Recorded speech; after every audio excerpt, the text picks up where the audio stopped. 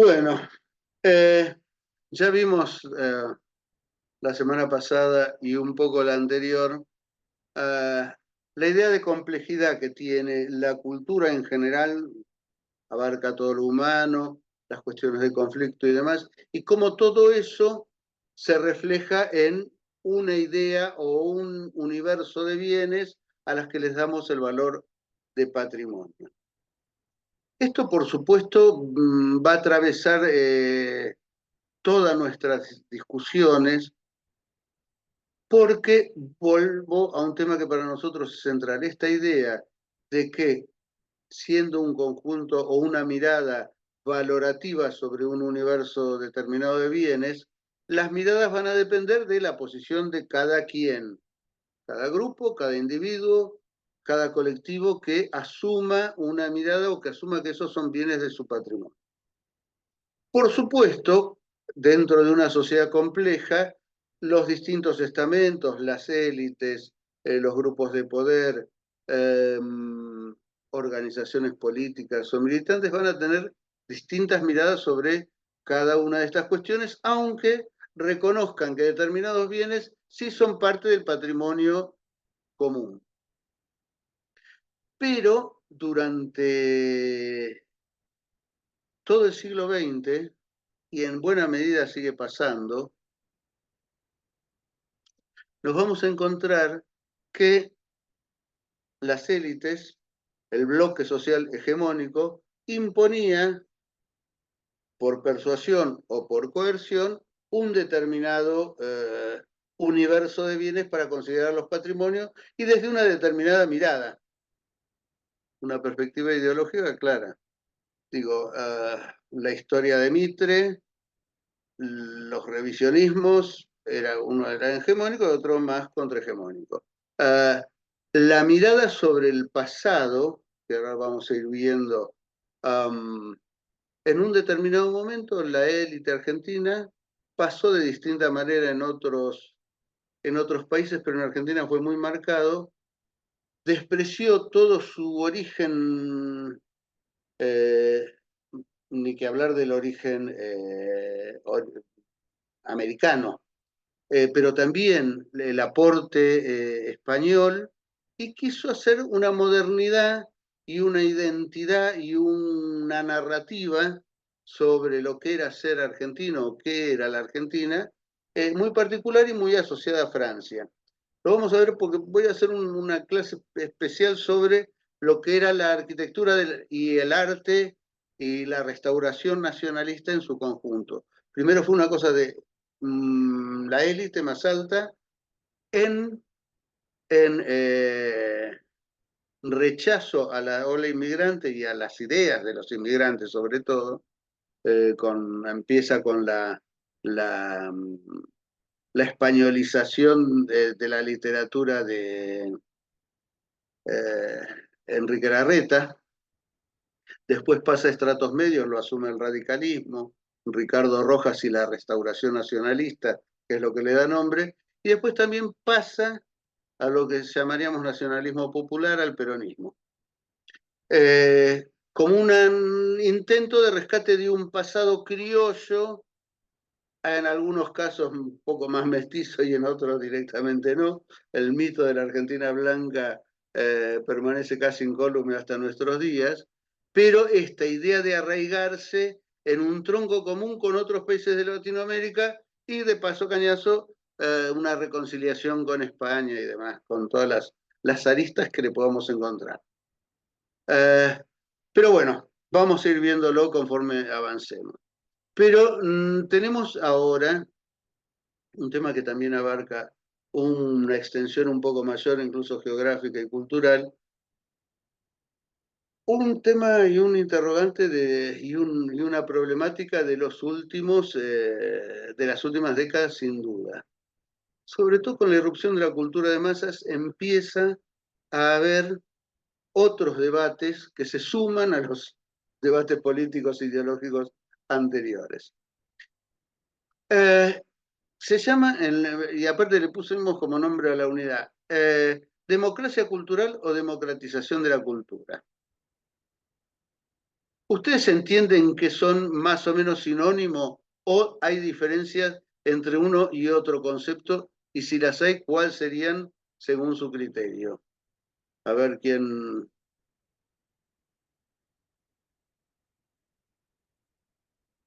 toma la posta. No, Sí. ¿podría repetir? Perdón, la pregunta, porque acá se me entrecortó, Ah, Eduardo.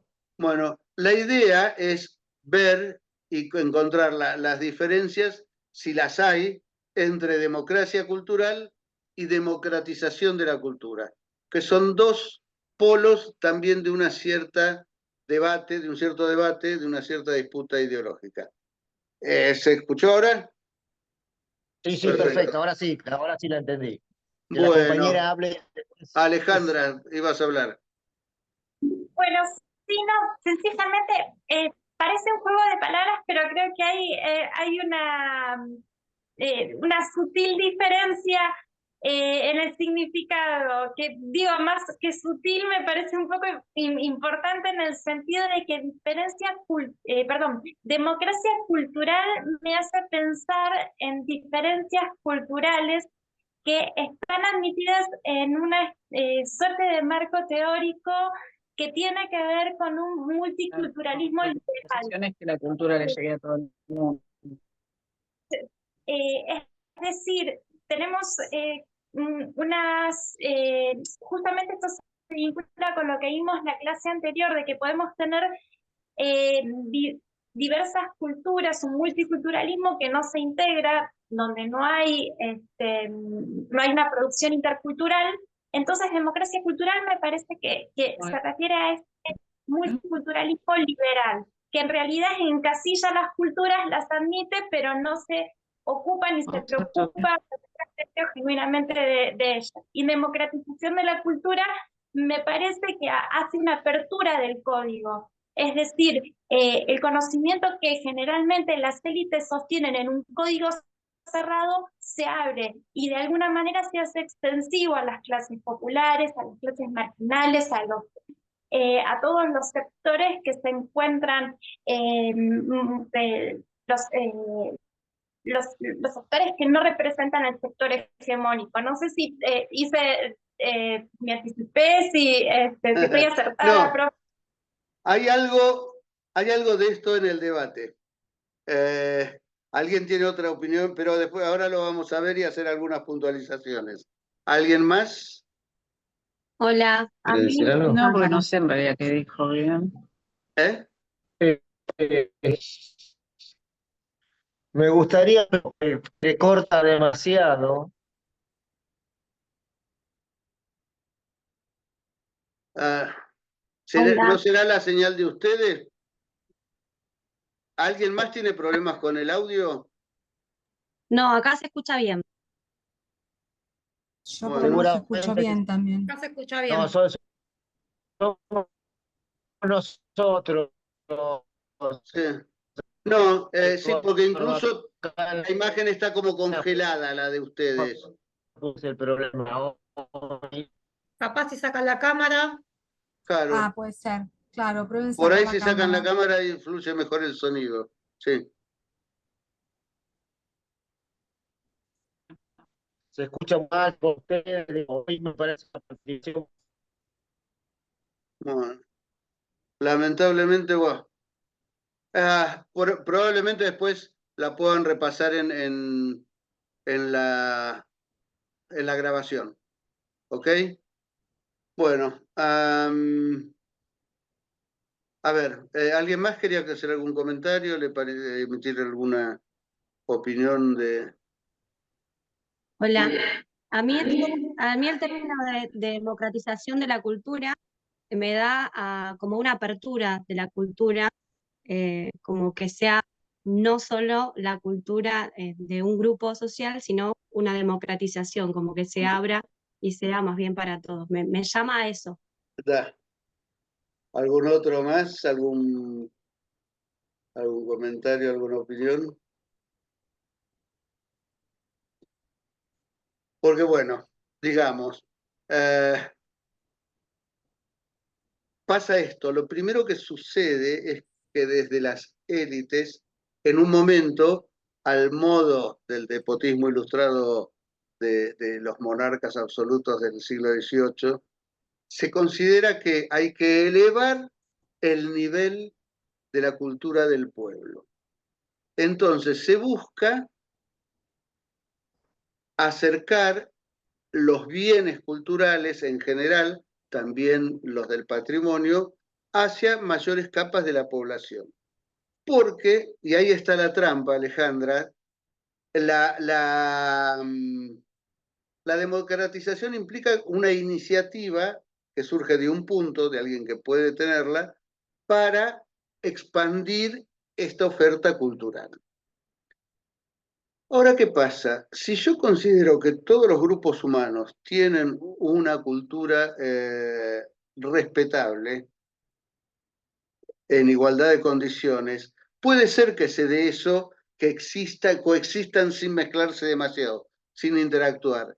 Pero si hay verdaderos mecanismos democráticos, si la base de opinión es muy amplia, seguramente van a empezar a producirse interacciones.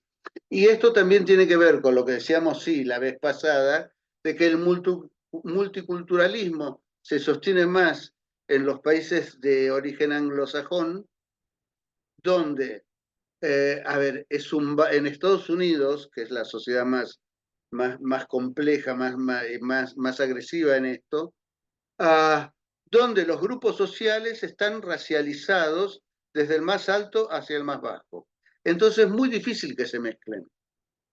En cambio, en países como el nuestro, hay racialización también y separación por estratos, pero hay más permeabilidad en esos estratos, sobre todo en los próximos. Entonces, no quiere decir que valga lo mismo la Quinta Sinfonía de Beethoven que el Bombón Asesino, pero sí hay parte de la sociedad que consume y que crea esos bienes culturales, también deben prestársele atención y deben ser respetados. No quiere decir, vuelvo a esto, que todo valga lo mismo, porque todos aparte, individualmente, tenemos distintas escalas de valor, distinta valoración sobre determinados bienes. Incluso nosotros que venimos del folclore y que estamos siempre interesados en la cultura popular y demás, piensen que también nosotros convivimos con la industria cultural, que es un monstruo de producir ideología permanentemente, que deforma la cultura popular y la transforma en cultura de masas. No tienen nada que ver una cosa con la otra. Pero son cuestiones a las que tenemos que prestarle atención porque también tiñen esto y tenemos que dar cuenta de alguna manera de esto. Pero en general, por lo menos en el tratamiento político, cuando ya les digo, se habla de democratizar la cultura, hay que ver a qué cultura nos estamos refiriendo, entre comillas, quién es el que democratiza, o sea, que abre el juego, como esto que era mío y que lo quiero tanto, soy tan bueno que se los doy a ustedes también para que lo disfruten. O se los presto un ratito mejor, ¿no? Pero esto pasó, y viene, ya les digo, tiene un lejano antecedente en el despotismo ilustrado de las cortes europeas, de Nápoles, de España, con los Borbones de uno y otro lado, no tanto en Francia, porque ahí estaban en otra, sobre todo después de la muerte de Luis XIV, Luis XV le importaba poco esto, pero que son los Habsburgos del Sacro Imperio todavía, los electores y los reyes prusianos, los distintos príncipes alemanes, tenían esta visión. Y empezaron, fíjense, que en el siglo XVIII en Europa hay un tema que es muy interesante, empieza a surgir el teatro público. O sea, incluso empieza a haber un edificio propio en cada ciudad, sobre todo primero en las capitales, en las sedes de los condes, los reyes, los príncipes, empiezan a aparecer teatros como edificios independientes con una arquitectura muy propia. Hay una eclosión de estos edificios, que después son la génesis del teatro de ópera del siglo XIX y de principios del XX. Porque antes el teatro era en la corte y el teatro popular iba por las calles, se armaba en las plazas, en los corrales de comedia, en el Teatro del Globo de Londres, donde estrenaba Shakespeare y demás. Entonces, bueno, tenemos que ver qué sucede con esa alta cultura y esa definición y la baja cultura. Siempre hubo una clasificación que tenía que ver también con una cuestión política, social, de poder de bloque hegemónico y de grupos subalternos. Si vemos, si como veíamos siempre, que la cultura es en conflicto siempre, a veces más larvado, a veces menos larvado, vamos a tener también patrimonio de élites, patrimonios de clases populares. Nosotros en la Comisión de Monumentos hace muchos años hicimos una experiencia que lamentablemente no se prolongó, que se llamaba el Taller de la Memoria. Y trabajamos con chicos de cuarto año. Y según los barrios o según el pueblo, porque se llegó a hacer en un par de pueblos de la provincia de Buenos Aires, no teníamos mucho más presupuesto para eso, y en barrios distintos, Flores, Lugano y Mataderos, uno veía cómo los chicos iban aprendiendo una idea de patrimonios a través de los testimonios de su propia historia familiar, de la del barrio y demás, y cómo valoraban distintas cuestiones. Los chicos más de clase media tenían una idea de la arquitectura de prestigio, las columnas, los elementos arquitectónicos, esto, y otros chicos, era el edificio de barrios más humildes, era el edificio del centro de salud, por ejemplo, porque era el que recurrían y que los salvaba de muchos males que padecían.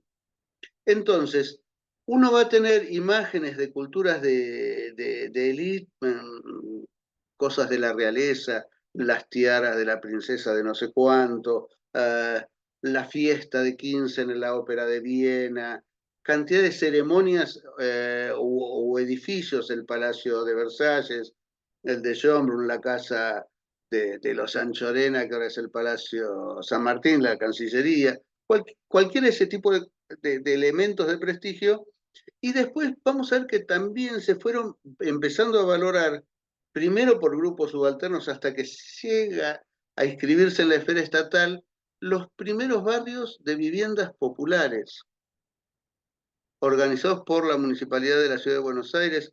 Vamos a ver un caso en Córdoba también, que está en muy malas condiciones, pero su gente lo quiere mucho, aunque no está en condiciones de mantenerlo. Y tiene un valor de singularidad muy grande.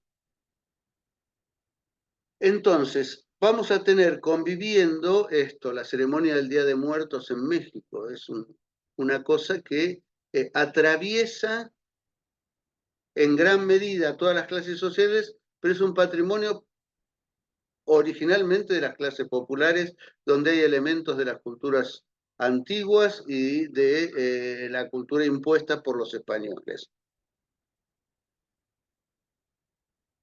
Entonces, acá también vamos a ir viendo jugar esa idea de hegemonía, valores que se trasladan y se quieren compartir, pero no por muchas veces, a pesar de lo que decía hace un rato, por la bondad de las clases altas, sino para mantener ese consenso que la sigue dejando en su lugar de privilegio. Esto siempre pasa. Y hubo en mejor intencionadas y otras no tanto, siempre hay iniciativas de grupos de poder de esto, a abrir las puertas de la alta cultura a las clases populares. Dicho esto con toda la intención, porque en realidad nosotros no creemos que haya alta cultura y baja cultura. Hay culturas que pueden desarrollarse más. Fíjense que todo lo que se llama música clásica, a mí en la escuela secundaria me decían, bueno, no hay que decirle clásica porque clásica es un periodo. Es música culta, nos decían. Porque la de los Las chacareras, la gente que inventó y que creó la chacarera y que la baila, la disfruta, no es gente culta, no tiene cultura. Es un concepto muy restringido de cultura el que ha dominado hasta ahora. Entonces, la música culta, entre comillas, como como me decían a mí en el secundario hace muchos años, es la música que deriva de la música cortesana. O sea, cualquier música europea, de los valses, gavotas, cosas que aparecen después en las sonatas, en las sinfonías, en los conciertos, en los distintos movimientos de un concierto, de una sinfonía, son música popular que al contrario, alimentaron y le buscaron una forma que fuera más del agrado de las élites, las adaptan a su gusto y después las consagran como la música que hay que escuchar. Y siempre es medio tramposo ese juego, pues también es un juego de seducción. No es que esté mal escuchar música clásica, música académica, diríamos, con mayor propiedad todavía ahora, porque fue la academia, las distintas instituciones del arte que fueron apareciendo en el siglo XVIII y en realidad hay antecedentes en el Renacimiento europeo, pero se consagran como instituciones públicas a partir de la Revolución Francesa. Y son las que dictan el gusto en arquitectura, en música, en escultura, en tantos, y donde hubo tanto reacción, tanto en Europa como en América y en otras partes del globo. Entonces, vuelvo a esta dinámica conflictiva. Siempre hay un sector que quiere imponer sus valores al otro o que menosprecia la producción de otros estamentos culturales y que estos estamentos culturales tienen que hacerlos valer de alguna u otra manera, por lo menos para sí mismos, porque también genera mucha anomia si uno desprecia lo que es propio. ¿Qué tipo de autoestima, qué tipo de autoafirmación hay si lo que yo hago no sirve? Y si yo creo que lo que hago no sirve. Si estoy convencido y lo único que sirve es lo que se produce en otro lado. Y esta es una disputa que viene de largo. Y fíjense cómo en los gobiernos dictatoriales, en los gobiernos retrógrados, el tema de la cultura siempre va a ser un conflicto y va a ser calificada en muchos casos de subversiva, la quema de libros y demás, porque esa democracia cultural puede alimentar también una mayor democracia en lo social y en lo político, como reclamo en principio y en algunas oportunidades como intento ya de concretarse. Siempre ha sido muy complicado, pero bueno, sigamos. En el siglo XX esto sucedió durante todo los mandatos de, sobre todo los mejor intencionados. En su momento Hipólito Yrigoyen también habilitó en gran medida, muy restringido en algunos sentidos, pero la posibilidad de acceder al Colón, que ahí sí se democratizó durante el gobierno peronista.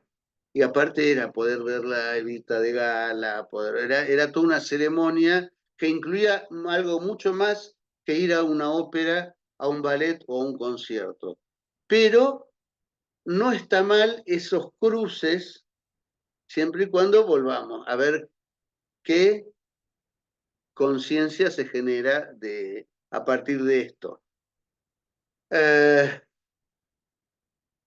Pero bueno, esto que decíamos hace un rato, esta idea de elevar al pueblo no está mal ni está bien, pero que en general hubo esa idea de cooptar y de hacer partícipes subalternos de un esquema de organización social determinado que no se mueve. Pero empieza a haber otra cosa, durante el siglo XX fue todo un siglo. En todo el mundo, pero la cultura de masas de la que hablábamos hace un rato, sobre todo en Estados Unidos, Hollywood empieza a volverse un motor y un productor enorme de escala global de bienes culturales. Hoy por hoy podemos considerar un patrimonio de toda la humanidad, que son algunas películas norteamericanas, sí, seguramente las hay muy buenas. Citizen Kane se me ocurre ahora, Buster Keaton o Charles Chaplin. Pero fíjense que esto vive cargado de ideología y de la peor forma de transmitir una ideología, que es de manera subrepticia, sin reconocer que es ideología. ¿Cuántas veces dicen, a mí no me interesa la política? Estás atravesado de política. Ah, yo no, de ideología no quiero saber nada. O están adoctrinando.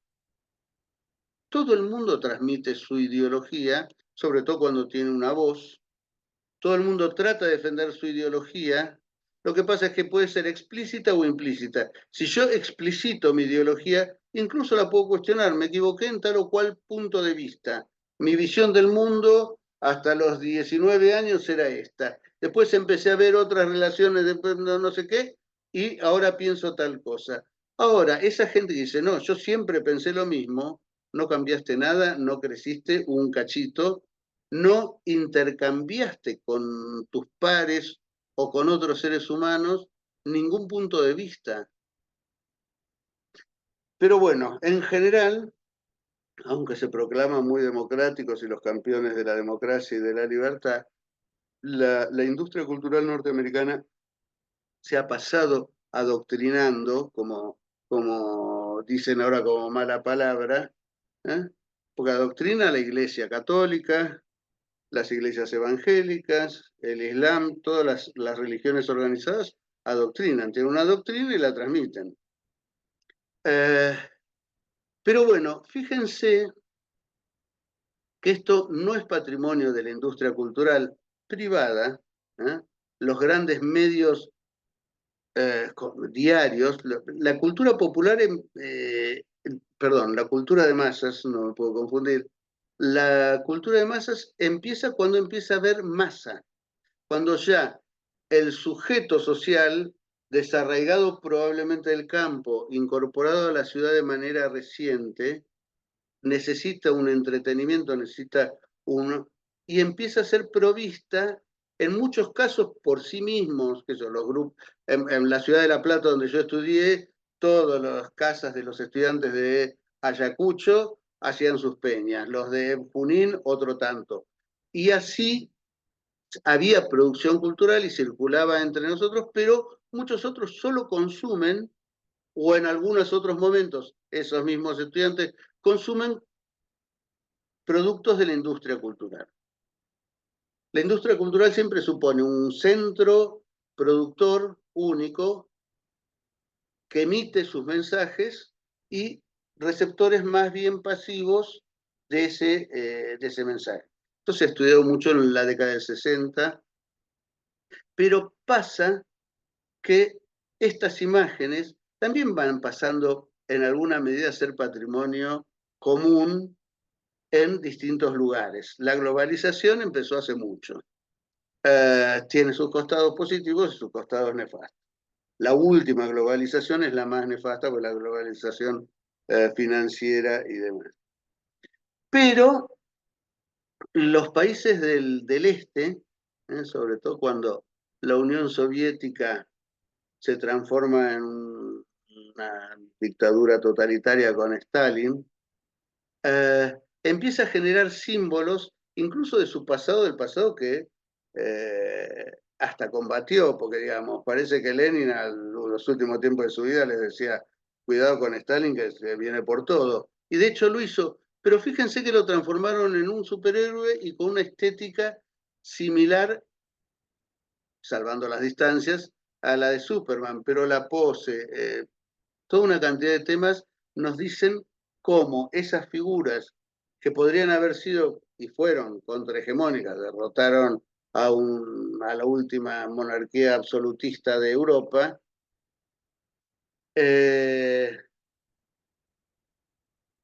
se convierte ya en un producto de su industria cultural, que está manejada por completo por el aparato burocrático del partido. Frente a este panorama, con industrias culturales, sobre todo la norteamericana, en nuestro sector del planeta, durante muchos años y durante el día de hoy, hegemonizando todo, los estados en Europa, en principio, y va a ser el francés porque nos va a servir también para verlo después, empiezan a manejar el tema de producir, cuidar, conservar y promover y promocionar ciertos bienes culturales en función de esta democratización que va haciendo el Estado, en parte también para frenar ese avance norteamericano y de su industria cultural. El Ministerio de Cultura francés se erigió en un aparato importantísimo dentro del Estado de la Quinta República, con André Malraux a la cabeza. Y de alguna manera los dos modelos que vamos a encontrar tienen que ver con el modelo anglosajón del Estado, tiene entes públicos no gubernamentales en general, que son los famosos trusts, el National Trust de las Islas Británicas, el New South Wales Trust del estado de Nueva Gales del Sur en Australia. Hay distintos, según la organización de cada estado, hay más o menos, y son en Nueva Gales del Sur estaba hasta hace unos años, ahora fue cambiando de nombre, el Historical Houses Trust, el Trust de las Casas Históricas, y el patrimonio arquitectónico lo manejaban ellos.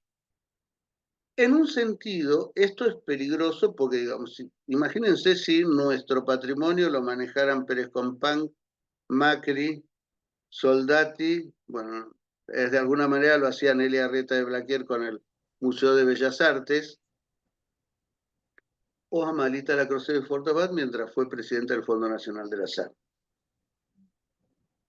Son esquemas donde todo el apoyo del Estado se hace para una visión de la cultura de la élite más rancia de nuestro país. El caso que yo conocí más, que fue el de Nueva Gales del Sur, en su momento ellos tuvieron durante muchos años un laborismo muy avanzado, incluso de integrar a la población originaria que había sido muy maltratada, pero muy espantosamente maltratada por los británicos, con estas cosas que abominamos de lo que hizo Roca y su grupo con separando familias mapuche, dando a los niños a orfanatos para que después fueran sirvientes en casas o en estancias, a las mujeres las separaban de sus hijos y tenían que ir a hacer de mucamas en los palacios o en las estancias, sobre todo no las mostraban demasiado en la ciudad. Y los varones jornaleros absolutamente explotados.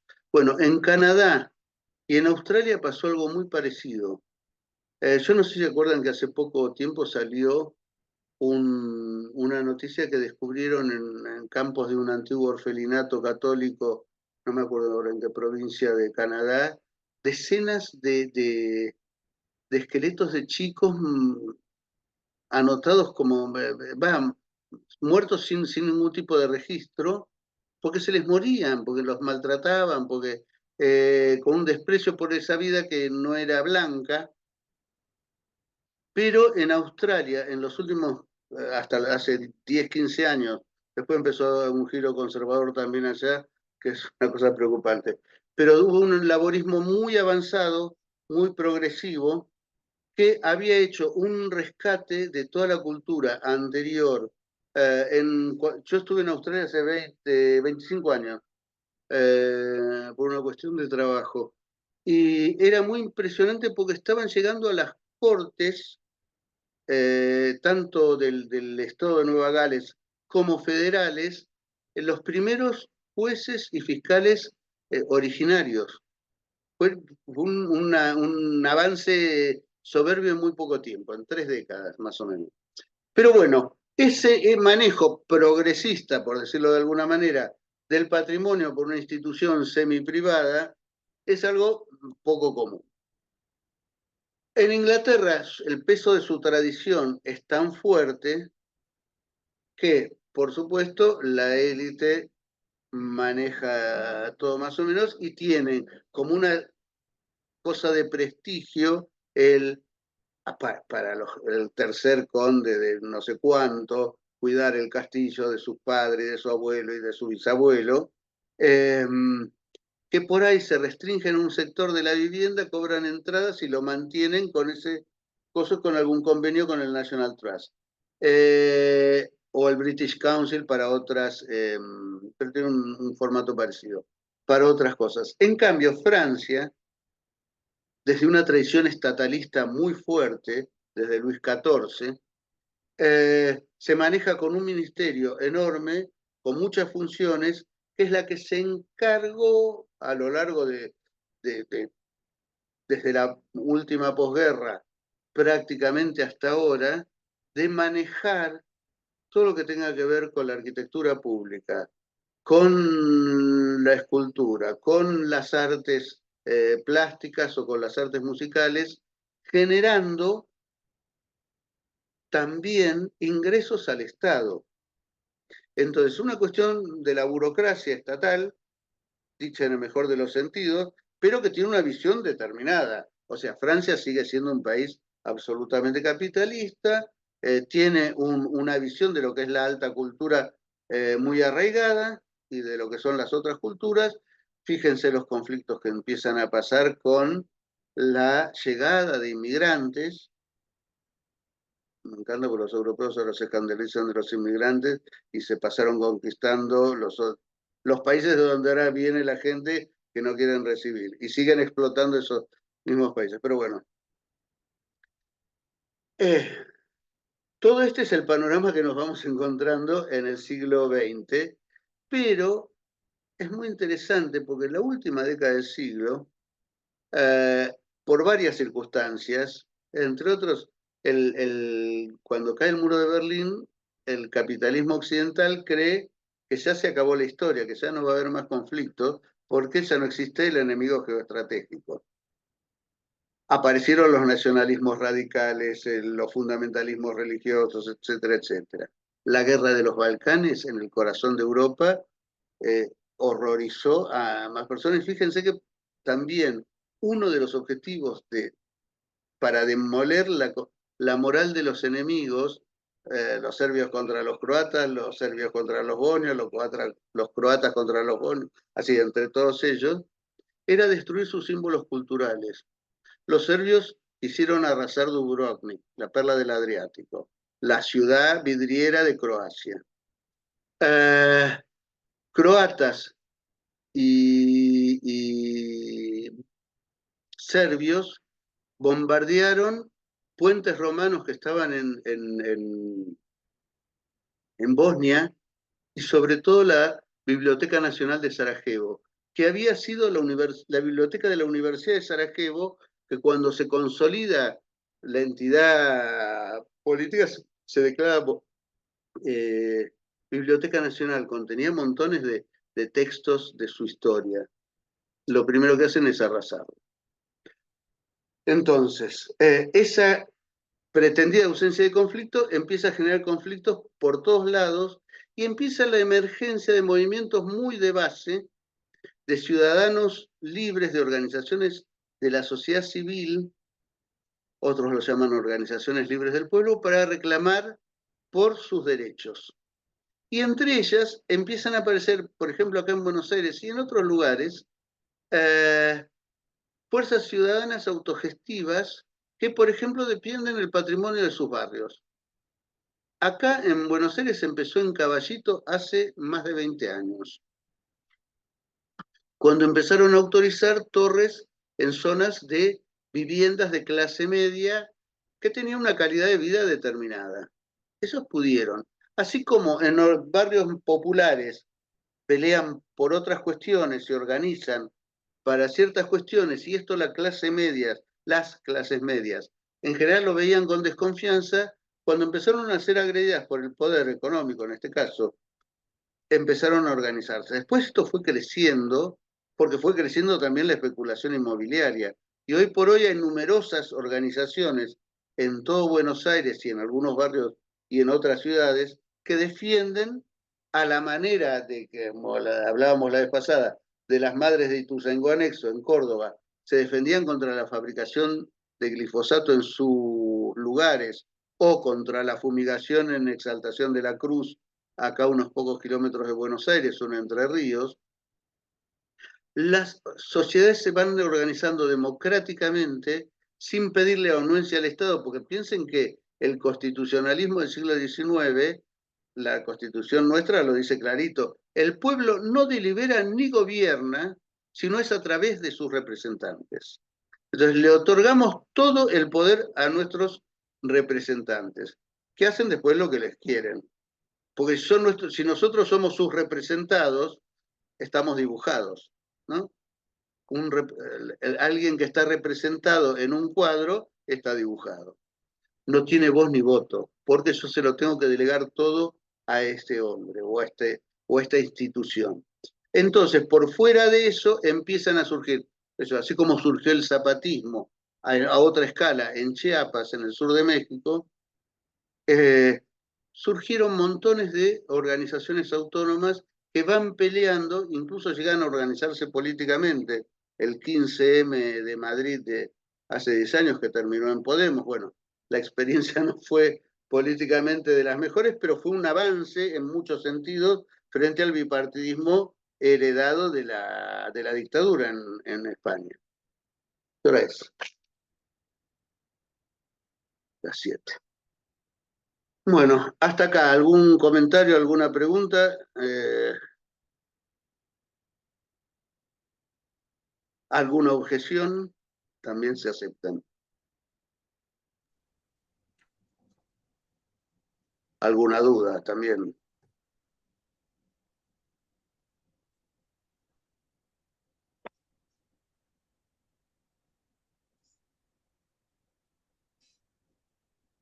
Bueno.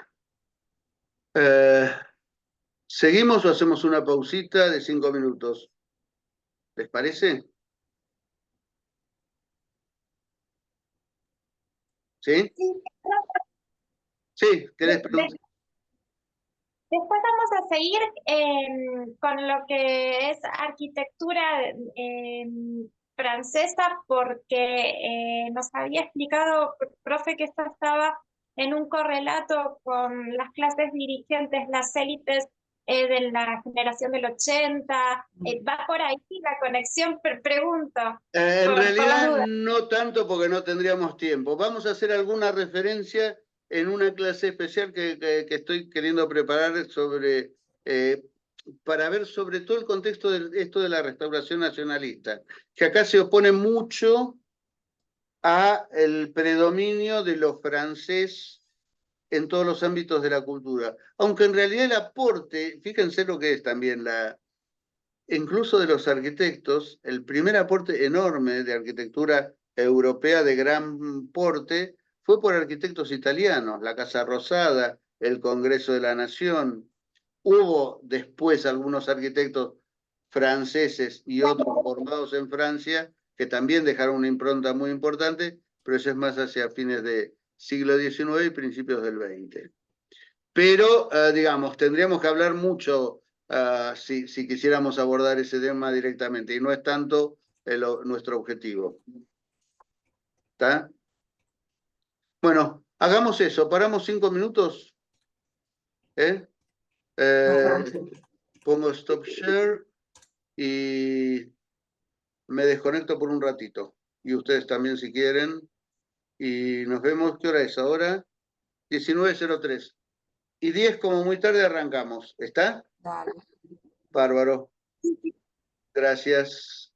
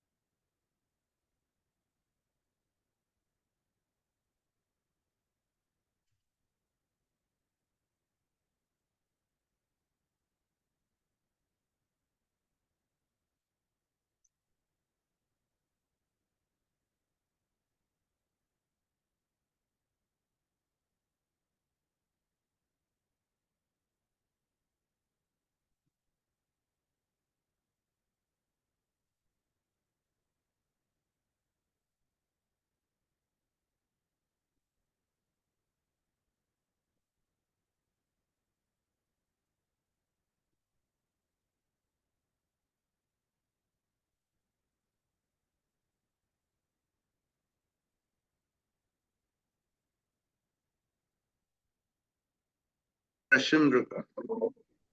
está. Bueno, en esta situación de las distintas maneras de gestionar la cultura y por ende también el patrimonio, aparece después de la destrucción de la Segunda Guerra, o sea, volvemos de los 90 un poquito para atrás de vuelta, a la Francia de la Quinta República. Después de la liberación, después de la derrota de la Alemania nazi, emerge como gran líder del país y de la reconstrucción, Charles de Gaulle, y lo convoca a Malraux, André Malraux, un escritor, un aventurero en muchos sentidos. Estuvo acusado de robar piezas arqueológicas en la Cochinchina francesa, lo que es Indochina ahora, o Vietnam, en la época en que estaba bajo el dominio de los franceses. Dijo que las había retirado para salvarlas, bueno, quedó ahí más o menos. Pero bueno,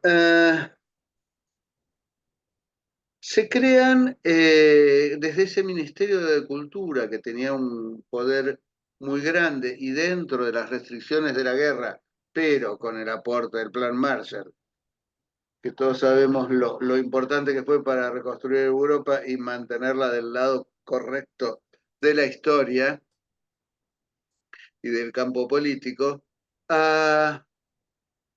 Francia siempre buscó diferenciarse del bloque comandado por Estados Unidos, incluso tuvo ciertos criterios de independencia con la OTAN, etcétera, etcétera, etcétera. También en los lados oscuros en la guerra por la independencia de Argelia, cuando Argelia se estaba independizando, bueno, o sea, todos sabemos lo que fue la escuela francesa de tortura y demás. Pero, digamos, ellos siempre tuvieron como producción del Estado, y vale la pena hacer un retroceso de un par de, no, 3 siglos. Luis XVI para centralizar políticamente y culturalmente Francia y erigirla en una potencia de primer orden dentro de Europa, busca dos cosas. Uno, la unificación de la lengua francesa. Combate todas las particularidades lingüísticas, el provenzal en el sur, el bretón, el euskera, el bretón en el noroeste, el euskera en el sudoeste de Francia, y impone la langue d'oil, perdón, sí, langue d'oil, que es la lengua de la isla de Francia, como el idioma único de toda Francia, cosa que los Borbones cuando pasan a España no pueden hacer, y que en Italia o Alemania recién se produce muy fines del siglo XIX, en Italia la unificación de la lengua recién con la televisión. Pero la intención de Luis XIV de manejar la cultura, el diseño, por eso nosotros seguimos diciendo, y la academia dijo por mucho tiempo, este edificio es Luis XIII, este edificio es Luis XIV, o este edificio es de Luis XV. Porque se apropian de alguna manera simbólicamente de la producción de esas formas arquitectónicas o de mobiliario. Fíjense que todavía hoy en las mueblerías de la Avenida Belgrano se venden muebles Luis XV. Luis XV es la denominación que ellos le dan al rococó, que es un periodo posterior al barroco. Pero bueno, es interesante eso porque siempre tuvieron a las expresiones culturales muy en un lugar muy central porque es muy visible, a la arquitectura como uno de los lenguajes del poder y como una forma de catalizar y de producir ese consenso social imprescindible para avanzar. Malraux trabaja lo que llaman las casas de la cultura y de la juventud, Maison de Jeunes et de la Culture, mira que bien que lo pronuncio, que marcaron muy profundamente la vida de municipios y de ciudades pequeñas que se estaban reconstruyendo. Esto empezó ya les digo, sobre todo en los lugares más alejados de París y de los grandes centros urbanos, con lugares donde se hacían deportes, se tenía una visión bastante amplia de lo que era la cultura, no solo literatura, música o escultura o lo que fuere, sino que también el deporte, la vida comunitaria, todo esto generaba lazo social, y fue una experiencia dentro del conservadurismo de la Quinta República francesa muy progresista. Pero venían siempre de este lugar, desde el Estado que abría el juego a las clases. Piensen en que la desocupación, cantidades de efectos se fueron remontando lentamente después del 45, donde toda Europa quedó bastante arrasada. Y otro tema interesante, siendo, digo, más allá del conservadurismo político, Francia desde prácticamente todo el siglo XX, un Estado absolutamente laico, de alguna manera el lazo social se creaba desde la política con la cultura por fuera, y de alguna manera reemplazando toda la visión más religiosa por una visión más de la lógica, de la racionalidad científica, en lo que Francia también se considera y se consideraba una de las vertientes más importantes de su patrimonio. Descartes, todo el racionalismo francés, esto se ve en las artes también, el barroco, les digo como detalle, el barroco francés es en general mucho más contenido, más clasicista, más racional que el barroco italiano, por ejemplo. Pero bueno, este hombre consiguió hacer con esto, y en muchos de los casos trabajó con un arquitecto que probablemente conozcan y que es uno de los maestros de la arquitectura moderna, que es Le Corbusier.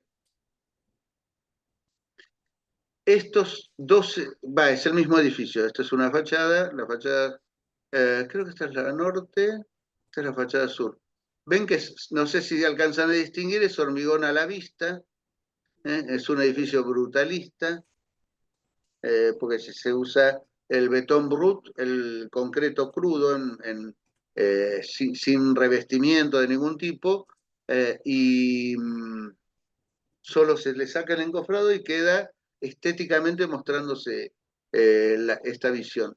Entonces, también asume una visión y de alguna manera patrimonializa una visión de la arquitectura última, de la arquitectura más avanzada de Europa, que había empezado en los años 20, tiene una interrupción claramente por la guerra, pero que se retoma en esta versión brutalista y de la mano de Le Corbusier con bastante ahínco, hace vivienda social y demás, pero varias de las casas de jóvenes son obra de él y son un producto de mucha avanzada para la sociedad.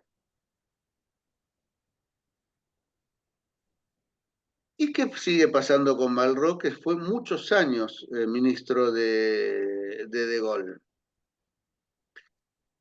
A fines de los años 50, el Egipto de Nasser estaba buscando modernizar su país, pide financiamiento internacional, porque querían hacer la represa en Asuán para controlar las crecidas del Nilo, las famosas crecidas del Nilo, y poder generar electricidad.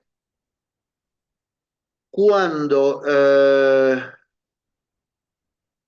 creo que es la primera catarata, porque no me acuerdo el orden de las cataratas del Nilo. Bueno, no importa. Cuando no encuentra financiamiento en Europa Occidental o en Estados Unidos, recurre a la Unión Soviética, y la Unión Soviética rápidamente, por esta disputa estratégica con los Estados Unidos y con el campo capitalista, se lo ofrece. Ahora, por supuesto, la producción no era tan refinada, qué sé yo, y el financiamiento y la construcción debería ser muy acelerada. Esto iba a dejar bajo las aguas de la represa de Asuán, del lago de Abu Simbel,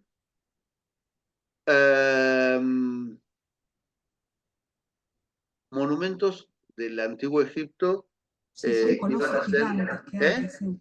Son como unos colosos gigantes que hay. Sí, sí, sí. Sobre Sí. todo Abu Simbel, Abu Simbel. que es un templo de Ramsés II, Abu Simbel es el nombre árabe, que está excavado en la roca. Estaba excavado en la roca porque ahora pasó a ser otra cosa.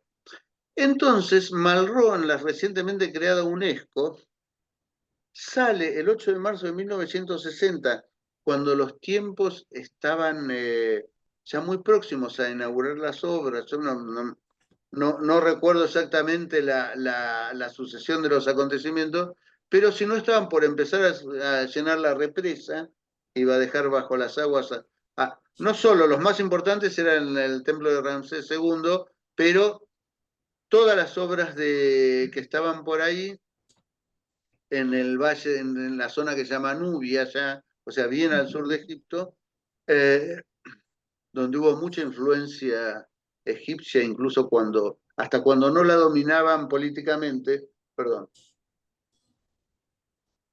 Eh,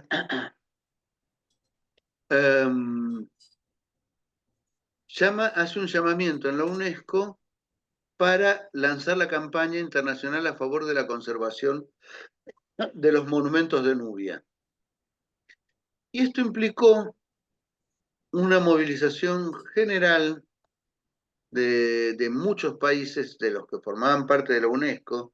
No estaban todos los que están ahora, pero ya había un número muy importante y muy representativo de estados de Europa, de América del Norte, del sur, de África, en África los pocos países que estaban ya independizados, de la India, de China, Japón, Australia. Muchos países se vieron involucrados en esta campaña y este hombre es el que propone la idea con esta campaña de decir que independientemente de que no sean simbólica y significativamente tan cercanos a nosotros ciertos bienes, en este caso se trataba de monumentos, porque digamos, monumento siempre se considera un lugar de memoria. La génesis de la palabra monumento en latín tiene que ver con la memoria, con un lugar donde se recuerda. Puede ser que yo ponga donde aconteció una batalla un monolito y diga, acá se peleó la batalla de San Lorenzo, o un monumento, ¿no? O que haga un monumento, ¿no? Lo construyo, un elemento que evoque, o que un edificio devenga monumento porque se le vamos cargando de valor de valor de memoria a este lugar. Eso. Desde el Cabildo de Buenos Aires hasta la ESMA.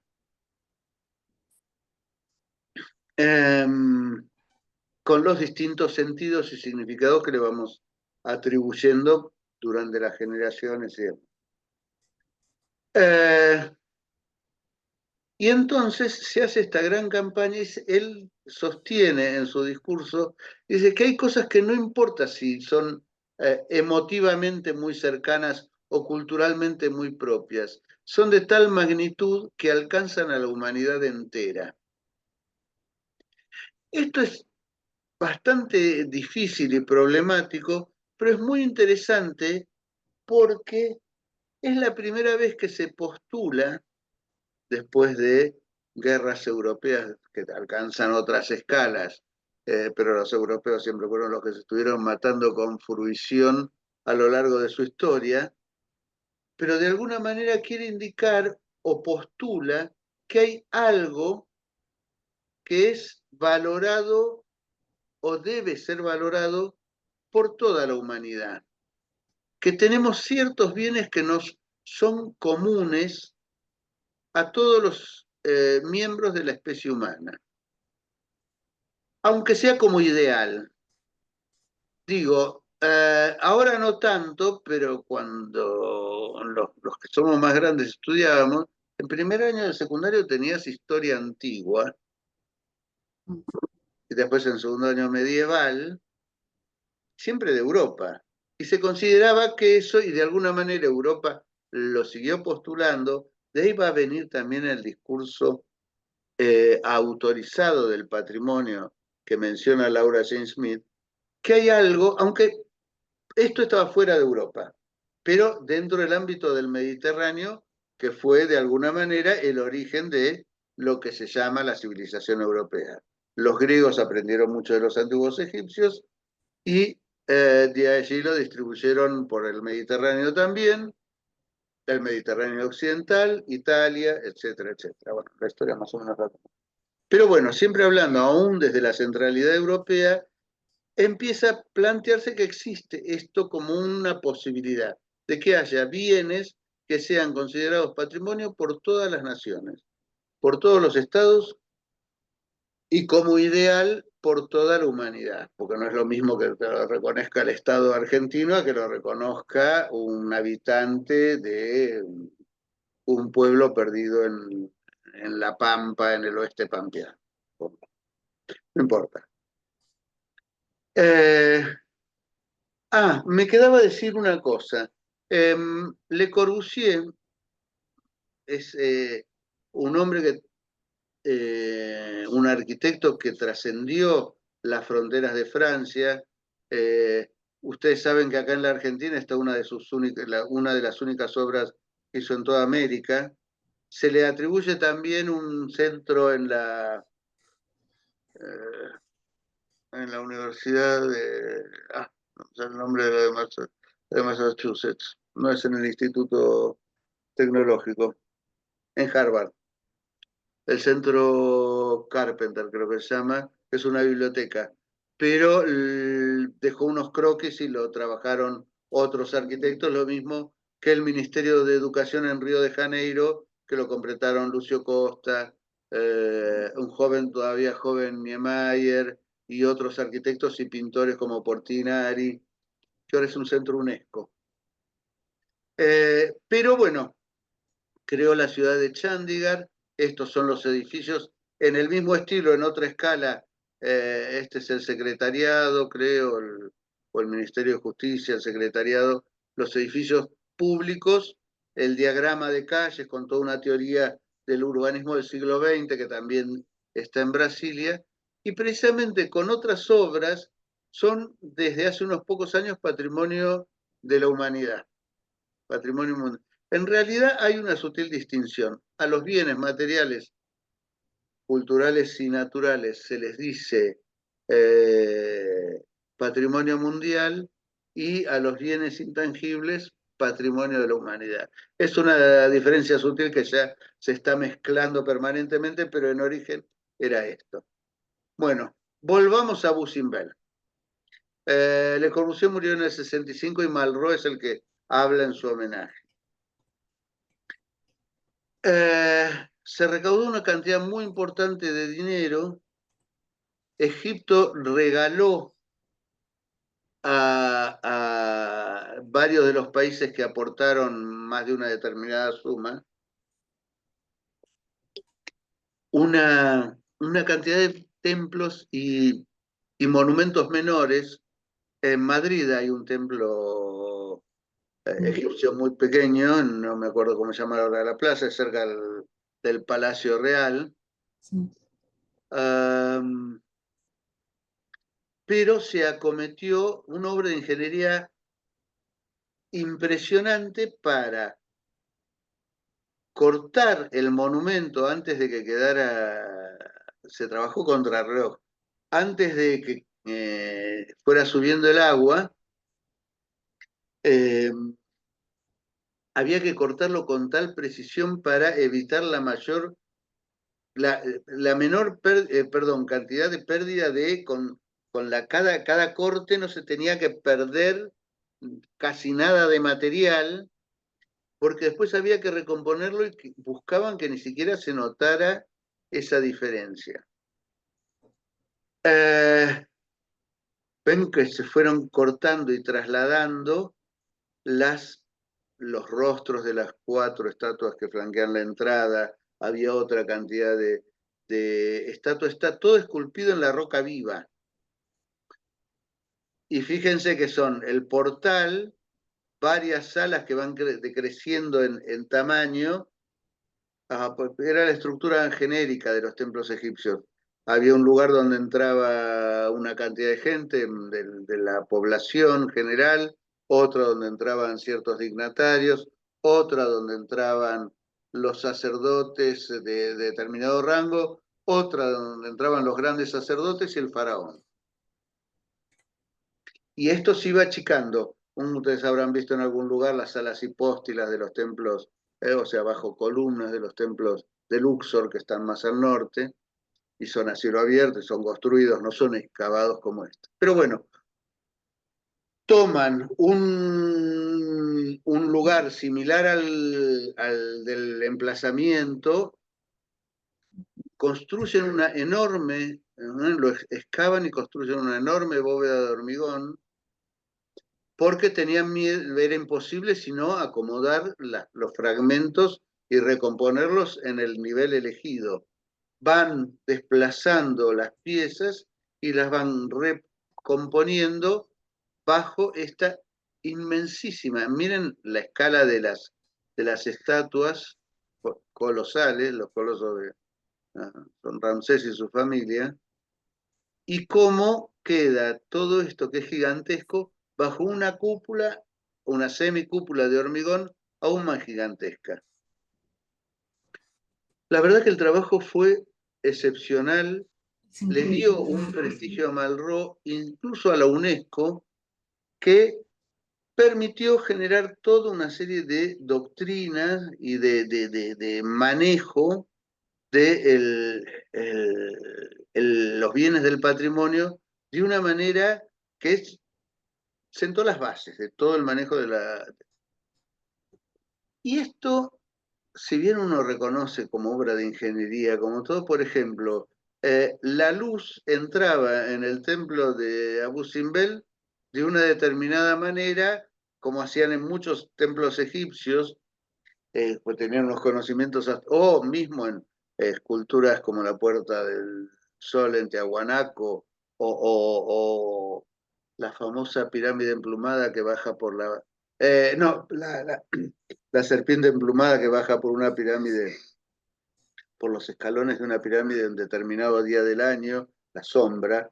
Es muy impresionante esos manejos que con el cambio de lugar se perdieron. Queda la materialidad, pero vuelta. Hay que ver el significado y demás. Quizá lo más importante como significado y como sentido es esto: una obra que involucró el esfuerzo de numerosos estados, que generó una conciencia sobre ciertos bienes culturales del patrimonio que se pasan a ser considerados de la humanidad, donde la comunidad internacional ayuda o se impone sobre un determinado estado para poder hacer un rescate que después tiene aristas que son también cuestionables, pero que evidentemente implicó un desafío que los hombres que se lo propusieron lo pudieron cumplir. Allá está el encofrado de la bóveda, ya están posicionados los... ¿no? Y después cómo se va recomponiendo la montaña incluso encima de esta bóveda. Pero bueno.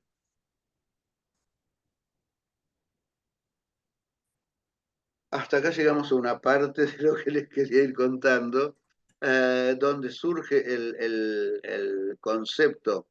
Vamos a dejar de compartir. Donde surge el concepto de este patrimonio mundial, de estos bienes cuya responsabilidad es compartida, y vamos a encontrarnos también con el inicio de una serie de otros problemas. ¿Qué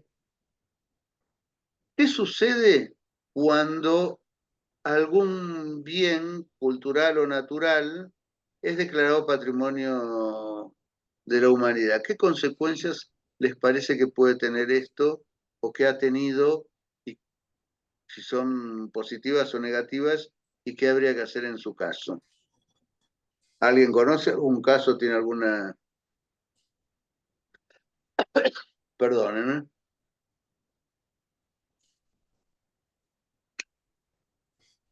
Silencio en la noche. No me acuerdo el nombre. Silenciar, silenciar. ¿no? En la Argentina, ¿qué casos de declaratoria de patrimonio mundial conocen?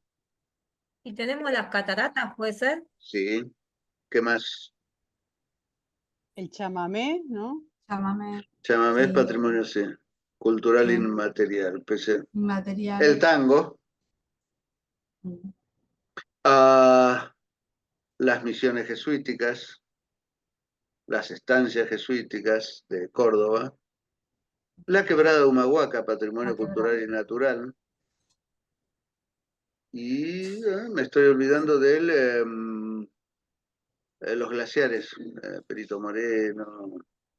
La Profe, ex La quebrada no podemos ni hablar. ¿Cómo? la ex ESMA fue declarada patrimonio. Eso, la También, exesma, ahí es está. verdad. Hace muy poco. Un La grano. quebrada de Humahuaca no es también. Sí, sí, sí, lo dije. Sí. Se ve que no. No, por lo cosa de acá no se escucha tan mal.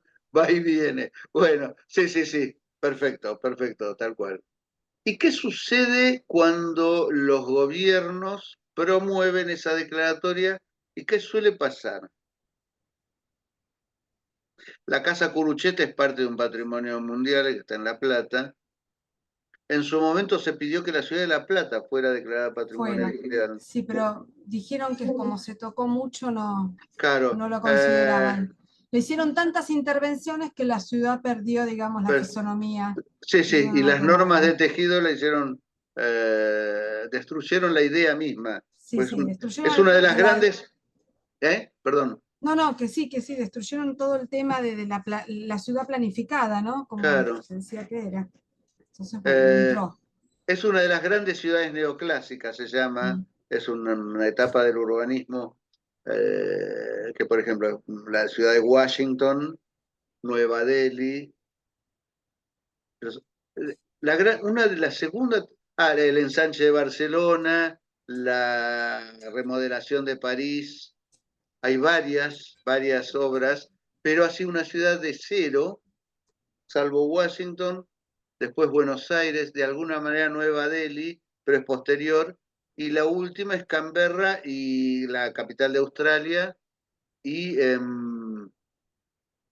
como que se llama Belo Horizonte, toma como modelo, aunque es distinto por el emplazamiento y todo, pero toma como modelo de gestión a la ciudad de La Plata. Fue una ciudad que nació de la nada, con un plan. Lo que no se siguió en el crecimiento es la idea rectora de ese plan. Por eso fue cuestionada. Pero se presentó. Yo trabajé en eso desde la Comisión Nacional de Monumentos. Pero bueno, ¿qué pasa cuando un europeo empieza a querer viajar, como tienen plata, y dice, ¿a dónde vamos? Y vemos los sitios del patrimonio de la humanidad? Como la Quiaca. Sí, los templos de No sé Myanmar. si me escuchan. Eh, Hola. No sé si me escuchan.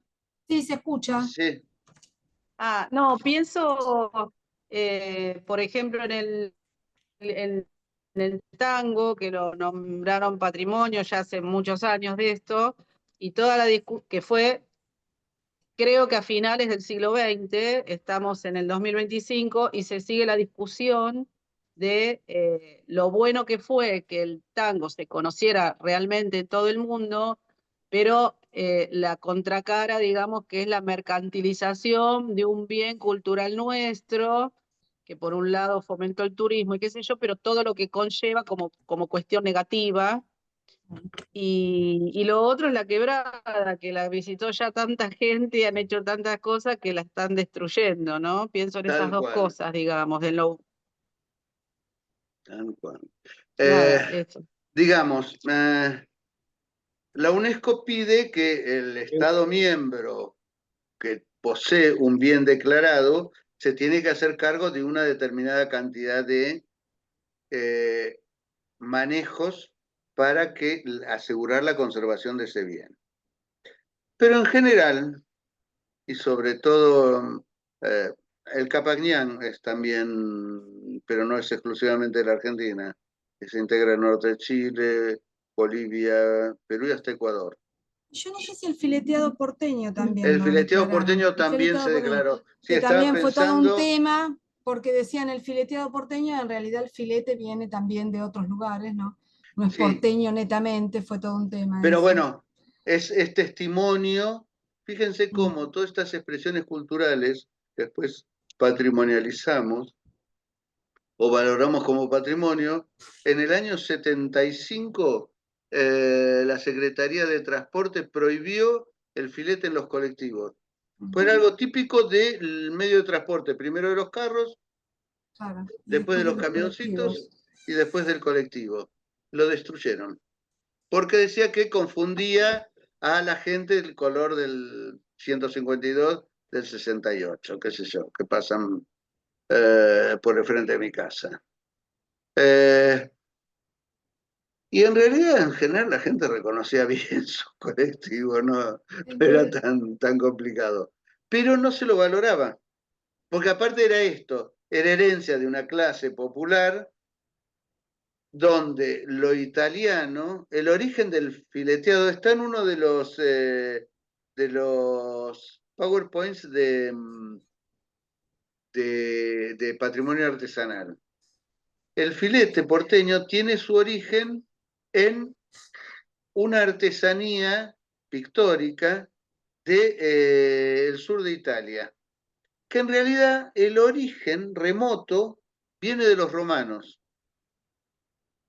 En el siglo XV, cada tanto se empezaba a derrumbar algo en el suelo de Roma, sobre todo en Roma, donde veo, y aparecían cámaras que para ellos eran subterráneas, pero eran casas que habían sido tapadas por siglos de basura, de terremotos, de escombros, de inundaciones.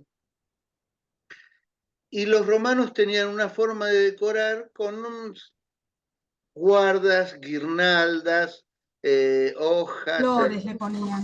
sí, muy finitas. Eso en el siglo XVI en Roma se le empezó a llamar grotesco, porque para ellos los encontraban en grutas porque estaban abajo de la tierra. Y resulta que eso se fue tomando en la arquitectura de esa época. Después con el barroco medio que se perdió bajo un mar de decoraciones y pinturas murales y demás, pero quedó como una artesanía popular y bastante accesible para los pobres. Entonces se seguían utilizando, después en el siglo ya XVIII, principios del XIX, también se hacían con stencil, o sea, se hacía el molde calado y se podía repetir la figura. Y si ustedes ven en algunas casas de campo o en algunos barrios todavía quedan falsos empapelados o falsas decoraciones murales con ese sentido. Cuando llegan a la Argentina, las grandes oleadas de inmigrantes del sur de Italia, traen consigo esa artesanía y la empiezan a desarrollar donde pueden. En el conventillo donde vivían, al principio no podían, pero si tenían un carrito, lo adornaban con eso. En Buenos Aires lo que sí fue adquiriendo es mayor corporeidad, la ilusión de volumen, que no estaba en Italia. Eso es muy propio del desarrollo acá, sobre todo en Buenos Aires en principio. La aparición de flora y fauna local, el hornerito, y de personajes míticos o personajes populares, qué sé yo, como Gardel. Y la otra gran incorporación fue la de las frases jocosas, irónicas o semisubidas de tono. Y todo eso de un conjunto de una cosa muy propia, donde la raíz es muy reconocible, pero tiene características propias. Es muy interesante todo eso. Pero lo más complejo para el manejo de estos lugares, aunque es cierto, como decís vos, pasa con el tango, pasó con los... Esto implica, vuelta, la materialidad o no. El tango no es algo etéreo, no es un alma que vaga por el éter. Son lugares de tango, son músicos de tango, son ropa de tango, son zapatos de tango, son acordeones, perdón, bandoneones, son una cantidad de cuestiones que generan también un comercio. Cuando aumenta excesivamente la demanda, la oferta o sube de precio o tiene que empezar a producir en escala, una escala distinta. Entonces ya se altera, con las reglas del capitalismo, se empieza a alterar la esencia de lo que se valora. Profe, disculpe, también esto me hace acordar justamente que están pensándolo en términos del capitalismo. Estaba pensando en la Cueva de las Manos Pintadas de arte rupestre, que también, También son no patrimonio de se la lo, humanidad. sí, no se lo quería declarar porque es zona de explotación minera, entonces había también muchos intereses Claro. encontrados. Claro. Porque aparte otra cosa, lo que está positivamente declarado es un sector, el más importante, de ese alero, pero el río Pinturas tiene restos,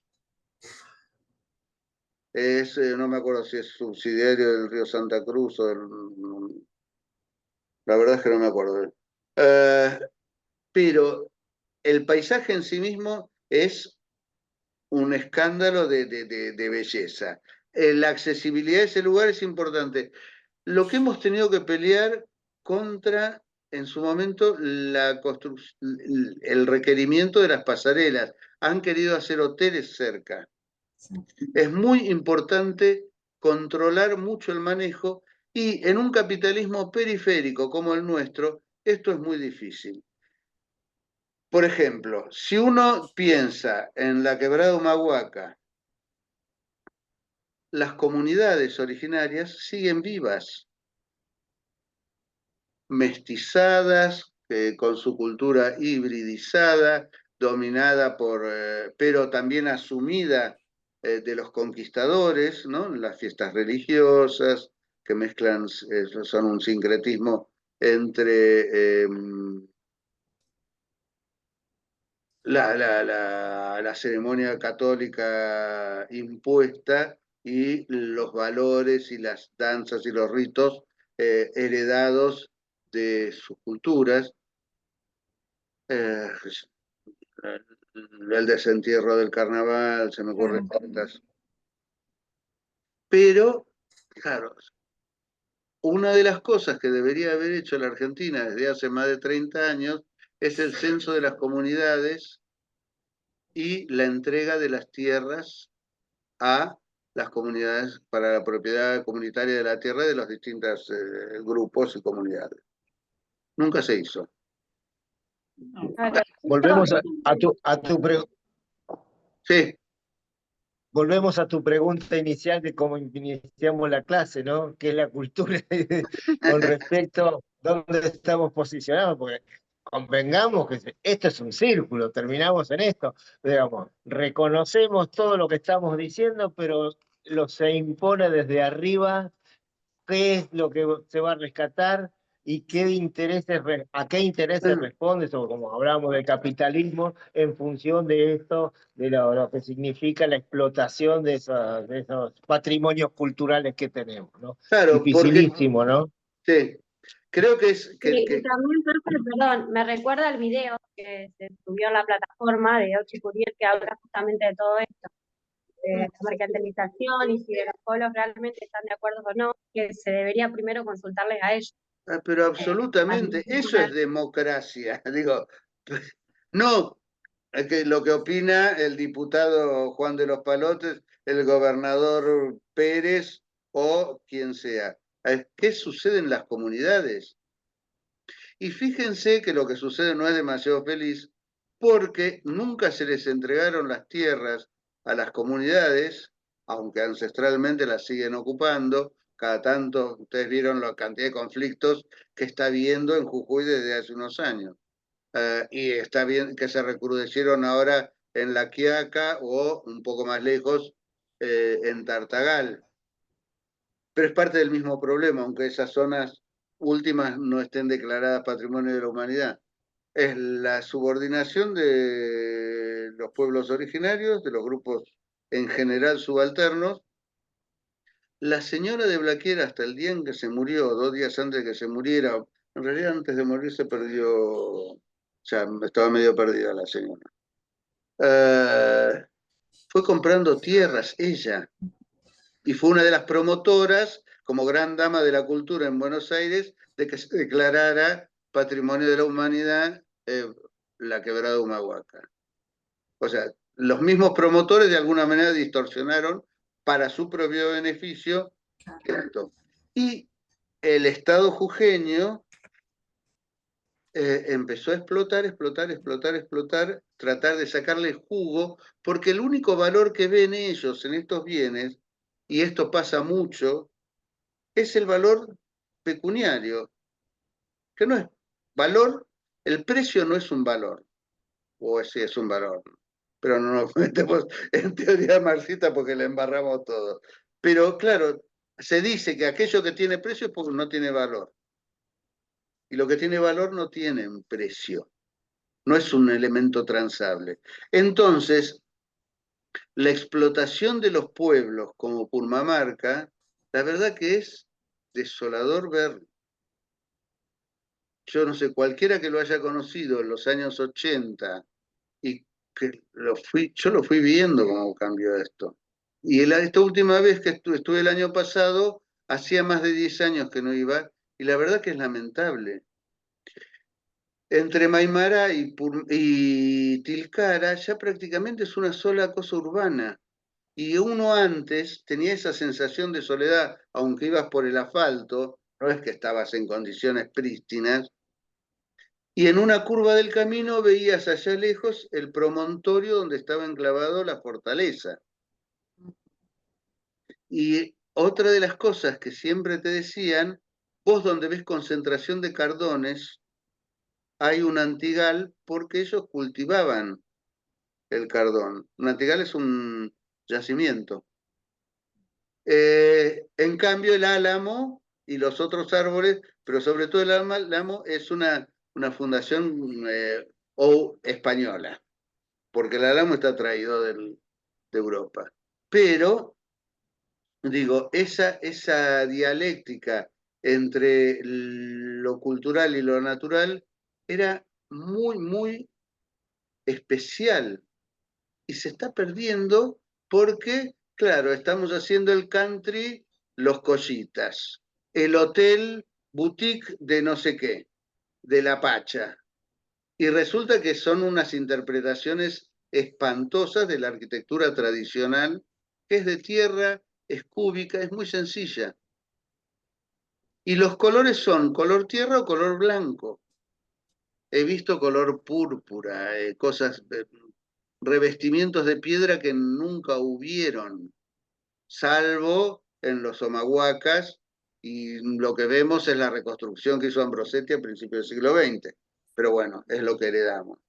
Pero a lo que me refiero, si no hay manejo, no se valora, no, ya pierde su sentido, el sentido con que se lo valoró. Y es todo un tema porque está empezando a discutirse eso a nivel estatal. Con este gobierno no pasan demasiado porque no tienen demasiadas preocupaciones en ese sentido, pero ya pasó y está habiendo discusiones, por lo menos entre los organismos técnicos del Estado Nacional y del Estado Provincial, y en algún momento va a trascender a la UNESCO. Y realmente es complejo, no porque la UNESCO diga, ay, esto ya no es más patrimonio mundial, es porque nosotros destruimos estos bienes comunes donde se desarrollaron ancestralmente comunidades que fueron adquiriendo por imposición o por asunción elementos de las culturas de los invasores o de las nuevas oleadas migratorias. El centro de San Salvador de Jujuy es muy impresionante, pero me contaban gente de Jujuy, se bolivianizó, porque hubo una gran inmigración en los últimos 40 años de bolivianos. Durante todos los problemas de las dictaduras que fueron feroces, se fueron desplazando hacia el sur y ocupan todo un barrio que llaman El Bajo, que es parte del Valle del Río Grande en San Salvador de Jujuy, en la capital. Pero es muy interesante también cómo son una asimilación que no tiene mayores choques con los otros habitantes, o por ahí en los pueblos más pequeños y más hacia el norte. Pero bueno, el manejo y esa declaratoria del Patrimonio Mundial se considera el gran logro, y tenemos que replantear por qué, para qué y quiénes van a trabajar en esos lugares y de qué manera.